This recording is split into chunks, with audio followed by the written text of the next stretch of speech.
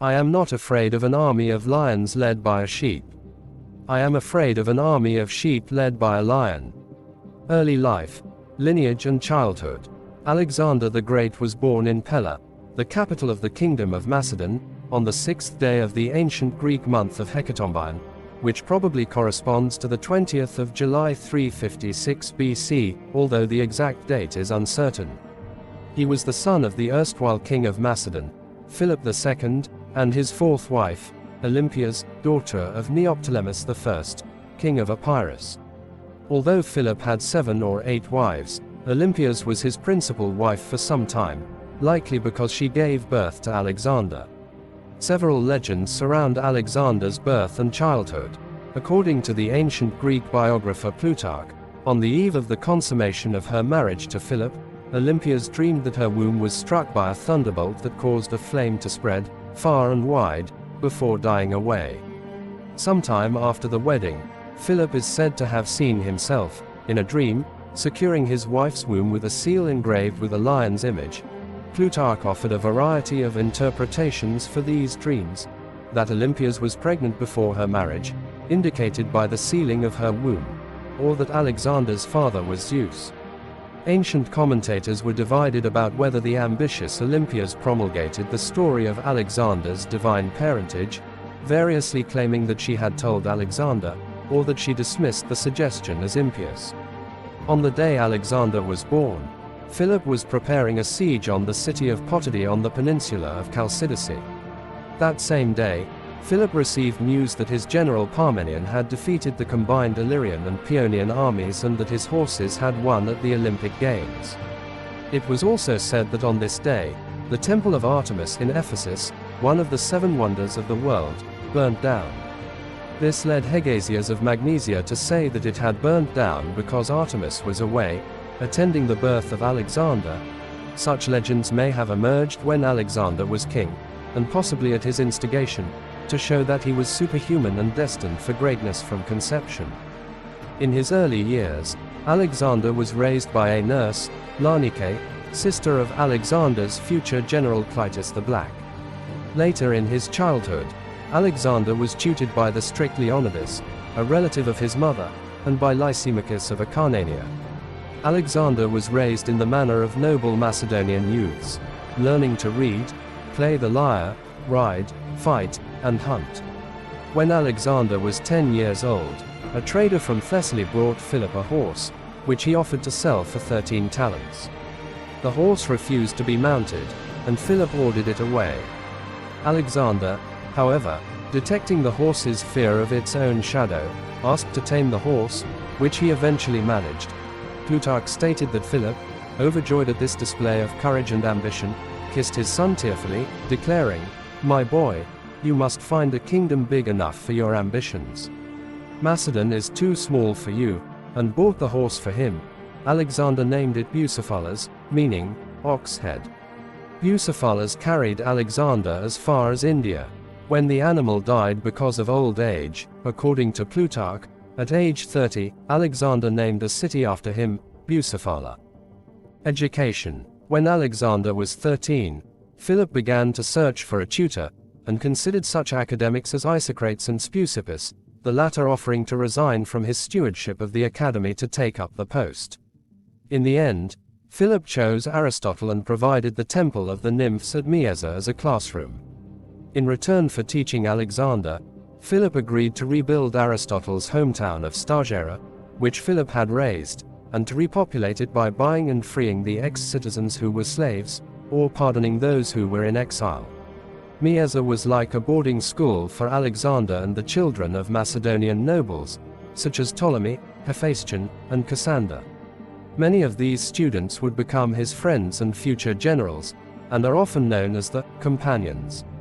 Aristotle taught Alexander and his companions about medicine, philosophy, morals, religion, logic, and art. Under Aristotle's tutelage, Alexander developed a passion for the works of Homer, and in particular the Iliad. Aristotle gave him an annotated copy, which Alexander later carried on his campaigns. Alexander was able to quote Euripides from memory. During his youth, Alexander was also acquainted with Persian exiles at the Macedonian court, who received the protection of Philip II for several years as they opposed Artaxerxes III.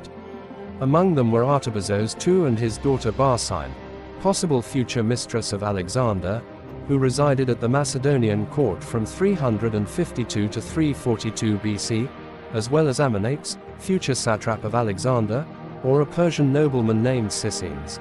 This gave the Macedonian court a good knowledge of Persian issues, and may even have influenced some of the innovations in the management of the Macedonian state. Suda writes that Anaximenes of Lampsacus was one of Alexander's teachers, and that Anaximenes also accompanied Alexander on his campaigns. Heir of Philip II. Regency and ascent of Macedon. At the age of 16, Alexander's education under Aristotle ended. Philip II had waged war against the Thracians to the north, which left Alexander in charge as regent and heir apparent. During Philip's absence, the Thracian tribe of Mede revolted against Macedonia. Alexander responded quickly and drove them from their territory. The territory was colonized, and a city, named Alexandropolis, was founded. Upon Philip's return, Alexander was dispatched with a small force to subdue the revolts in southern Thrace. Campaigning against the Greek city of Perinthus, Alexander reportedly saved his father's life. Meanwhile, the city of Amphissa began to work lands that were sacred to Apollo near Delphi, a sacrilege that gave Philip the opportunity to further intervene in Greek affairs. While Philip was occupied in Thrace, Alexander was ordered to muster an army for a campaign in southern Greece.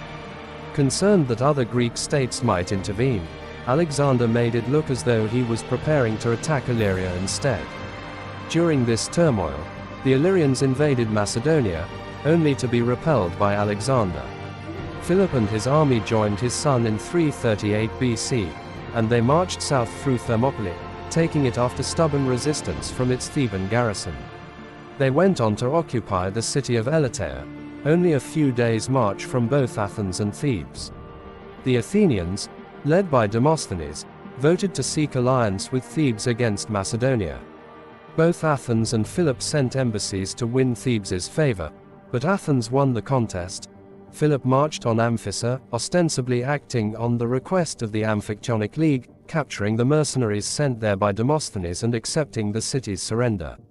Philip then returned to Elatea, sending a final offer of peace to Athens and Thebes, who both rejected it. As Philip marched south, his opponents blocked him near Chaeronea, Boeotia.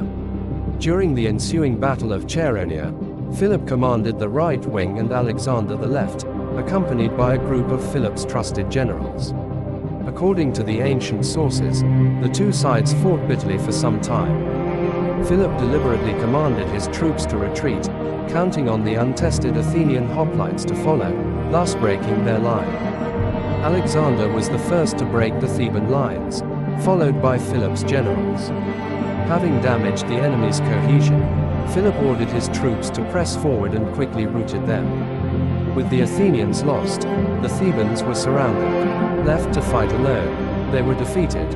After the victory at Chaeronea, Philip and Alexander marched unopposed into the Peloponnese, welcomed by all cities. However, when they reached Sparta, they were refused, but did not resort to war. At Corinth, Philip established a Hellenic alliance, modeled on the old anti-Persian alliance of the Greco-Persian Wars, which included most Greek city-states except Sparta.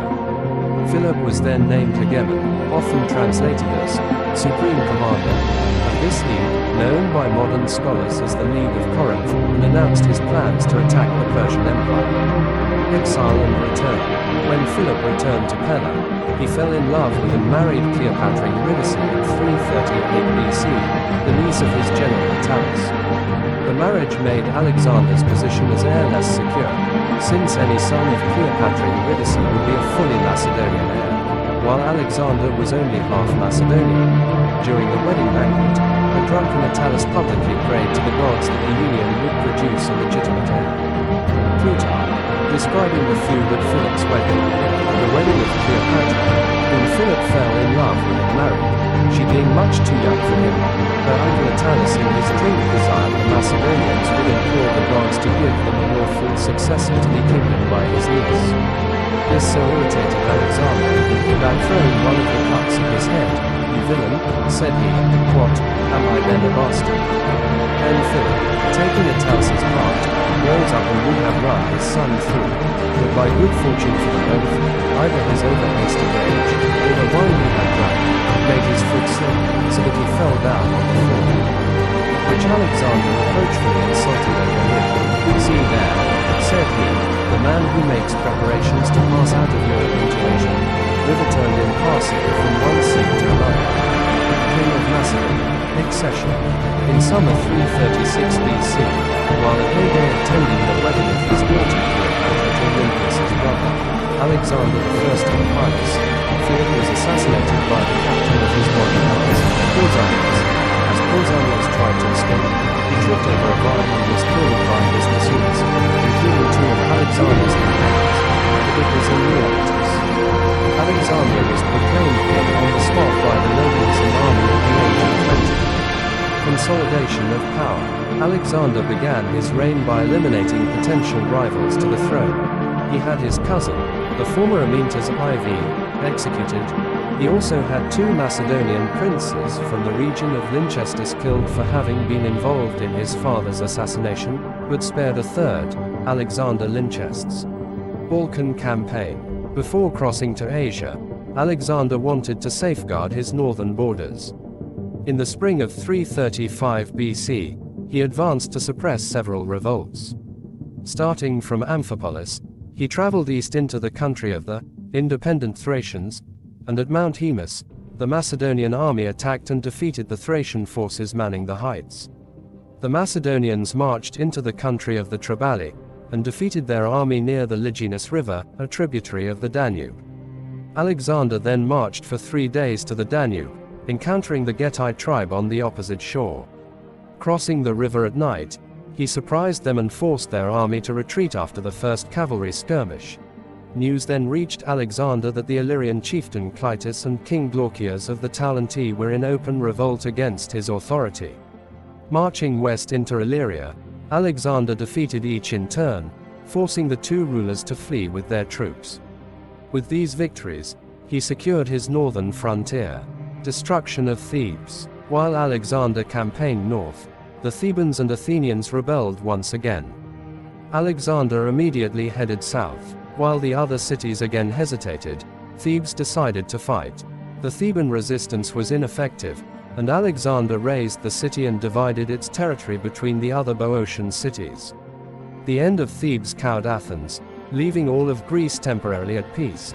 Alexander then set out on his Asian campaign, leaving Antipater as regent.